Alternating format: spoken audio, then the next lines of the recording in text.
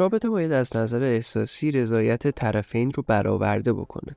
رابطه عاطفی مثبت باید شما رو خوشحال‌تر کنه و باعث بشه حالتون بهتر بشه.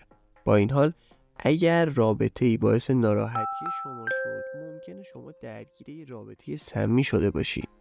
توی این ویدیو 5 تا نشونه مهم رابطه سمی رو بهتون میگیم. 1. عدم اعتماد.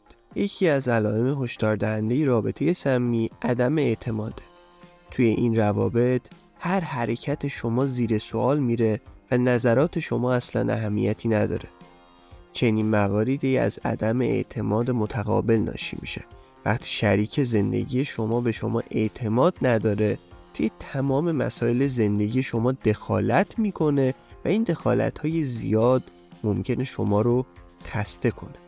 اعتماد پایه و اساس هر رابطه سالمیه و اگه اعتماد توی رابطه شما وجود نداشته باشه، شما وارد یک رابطه سمی شدی. شماره 2. بی احترامی کردن. احترام گذاشتن به همدیگه علامت یک رابطه سالمه. با این حال توی روابط سمی متوجه میشید که همسرتون از شما بی دلیل انتقاد میکنه یا به شما توهین میکنه. روابط سمی باعث آسیب به روح و روان شما میشه و حتی ممکنه که احساس کنید برای تحقق بخشیدن به خواستهای خودتون باید تمام انرژی خودتون رو صرف کنید، ولی عملاً این تلاش ها بیفایده است. 3. عدم صداقت. توی یه رابطه سالم باید بتونید تمام مسائل شخصیتون رو با یکدیگر به اشتراک بذارید.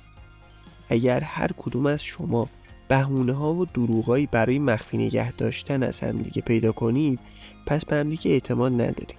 این وضعیت نشون دهنده رابطه سمیه. 4. غم و اندوه همیشگی.